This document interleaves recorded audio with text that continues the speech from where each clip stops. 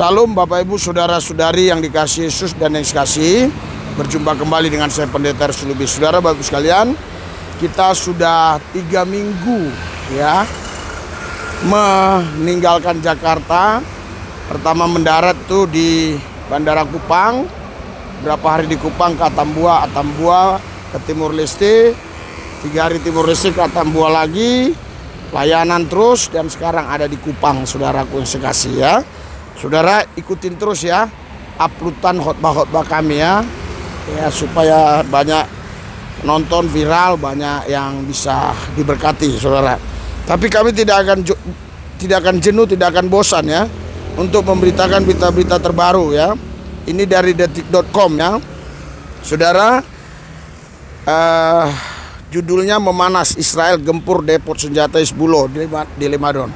Jadi saudara, jadi Israel gempur ya tempat depot senjata Hizbullah di Lebanon ya. Kita baca terus ya. Ya, kembali melancarkan serangan. Saya ulangi ya, militer Israel kembali melancarkan serangan udara terhadap target kelompok Hizbullah di wilayah Lebanon. Gempuran terbaru di Tel Aviv itu dilaporkan menargetkan sejumlah depot senjata milik Hizbullah ya, yang ada di wilayah timur negara tersebut, seperti dilansir Reuters dan Al Arabiya Selasa tanggal 20 bulan 8 2024. Dua sumber keamanan Lebanon melaporkan rentetan serangan udara Israel menargetkan depot senjata Hizbullah di wilayah Lembah BK saudara, itu markasnya Hizbullah ya, markasnya Hizbullah Lebanon bagian timur pada Senin tanggal 19 bulan 8 malam waktu setempat. Dituturkan salah satu sumber keamanan kepada Al Arabiya bahwa beberapa depot senjata yang diduga milik Hizbullah diserang, dan rentetan serangan udara lainnya menargetkan 4 desa berbeda di wilayah Lebanon.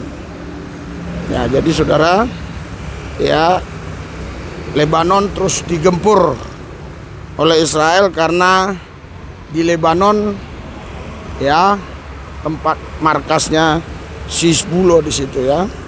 Nah, militer Israel sudah beberapa kali menargetkan depot senjata milik Hizbullah dalam serangan lintas perbatasan terhadap wilayah Lebanon.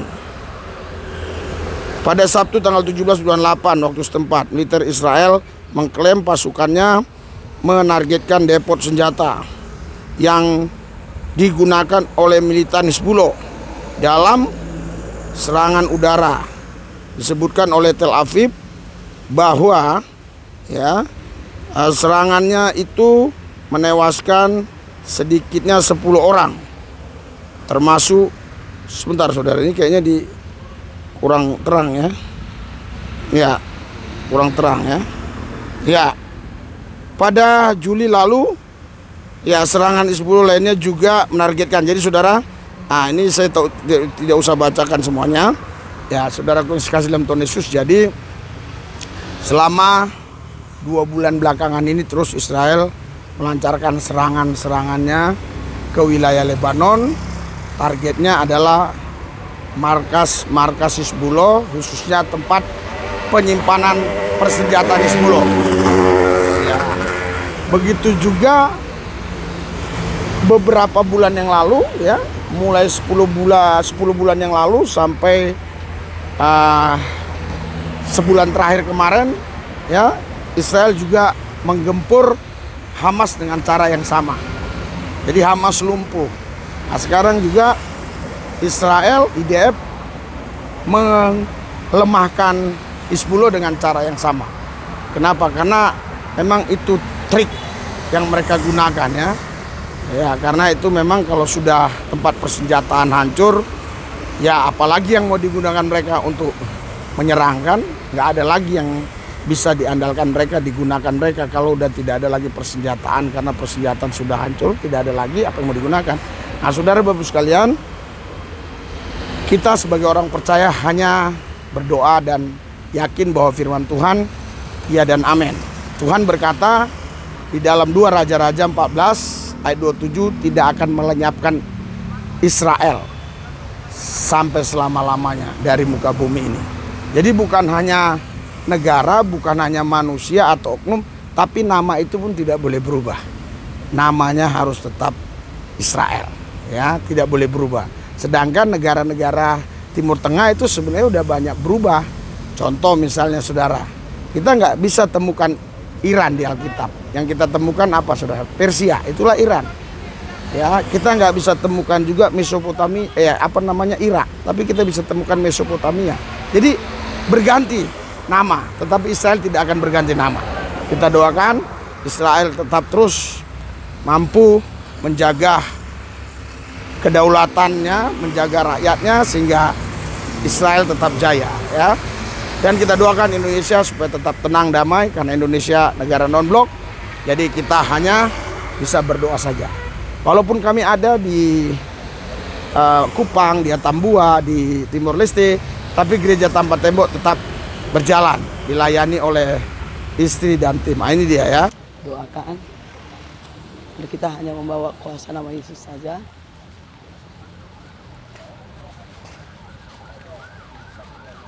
Karena kita tahu kuasa-kuasa yang ada dalam dunia ini tunduk kepada kuasa Yesus Kristus Tuhan. Saudara kekasih dalam Tuhan Yesus, biar roh Allah luar biasa itu tetap ada pada kita. Ada kobar menyala-menyambar, tetap maju dalam Tuhan Yesus. Haleluya.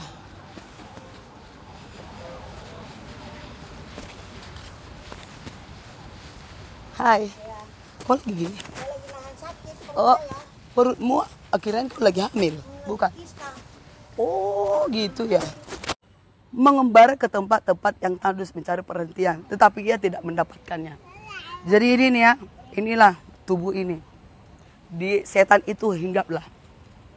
Terus dia keluar. Dia pikir orang ini pasti berubah, pikirnya ya kan? Tentunya dia datang tetap bersih.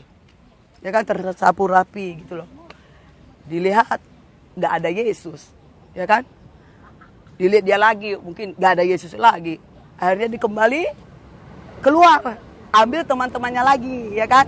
Ini firman bukan sekarang kalian dengar, sudah berkali-kali kalian dengar di telinga kalian, men, ya kan? Sudah berkali-kali. Tapi saya mengingatkan di sini ya. Jadi kita harus ada di dalam Kristus itu, amin. Jadi jangan sampai kita itu seperti ini. Setan itu kembali lagi membawa iblis lagi sampai berapa? Sampai 7 roh. Bahkan berlaksa-laksa. Memanggil teman-temannya. Ternyata kita itu tidak ada dalam Kristus. Sehingga orang itu menjadi apa di sini?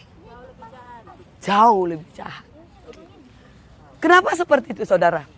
Karena ada juga orang itu mau bertobat, tapi bertobatnya tidak benar. Mengandalkan kekuatannya. Dia pikir dia sudah bertobat, ternyata bukan. Haleluya. Kalau orang bertobat itu sesuai dengan firman Tuhan, melakukan firman Tuhan, sesuai dengan firman Tuhan, perkataan firman, membangun roh setiap orang-orang, memperkatakan firman Tuhan, ya kan? Haleluya. Itu yang orang bertobat. Tapi orang yang bertobat dengan mengandalkan kekuatannya, itu hanya sementara. Haleluya. Hanya sementara. Ada badai langsung keok.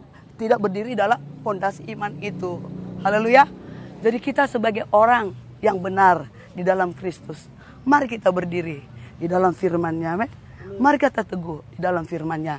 Karena hidup mati kita harus ada di tangan Tuhan Yesus. Haleluya. Haleluya. Berikan kemuliaan kepada Yesus Kristus Tuhan. Sebab Yesus memiliki hidup kita. Amin. Haleluya.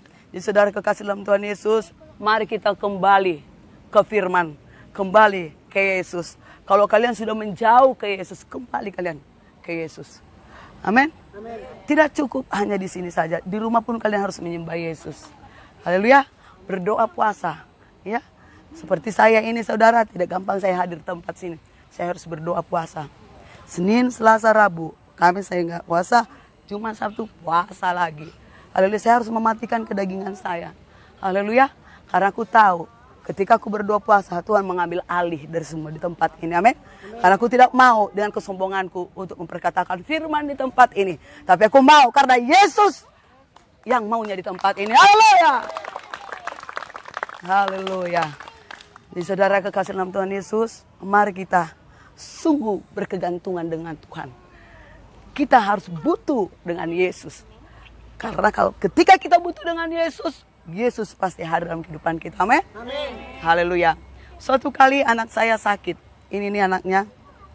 Ini anaknya. Dia sakit, saudara. Saya bilang, kamu dikirikin saya, nak. Iya, Ma, dikirikin. Tapi aku melihat ya, anakku kan ada 5, saudara. Nah, pertama, 2, ketiga, 4, aku paham mereka. Dan anak kelima ini, dia hanya apa, saudara? Dia memperkatakan yang luar biasa. Ketika aku kerik merah banget, tau ya kalau setiap orang yang dikerik itu kalau merah banget, padam banget, seperti lebih parah lagi ya. Ya kan, sakitnya minta ampun ya kan. Dia manggil apa?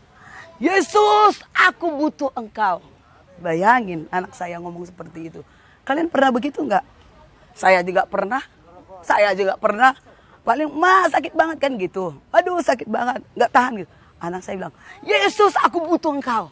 Coba, saya krik lagi, saya krik, Yesus, aku cinta kau. Nah, saudara Bapak sekalian, dukung pelayanan kami, baik itu Gereja Tanpa Tembok Sri Pintu, maupun selama kami ada di NTT, dukung pelayanan kami. Makin banyak jiwa-jiwa dimenangkan buat Yesus. Mari kita berdoa, hadirat urapan kuasa Tuhan bekerja, Roh Kudus ambil alih. Berkati semua yang sudah mendukung pelayanan ini, yang belum juga berkati di lain waktu mereka akan mendukung. Terima kasih Tuhan. Dalam Yesus yang kudus kami berdoa, mengucap syukur. Haleluya. Amin.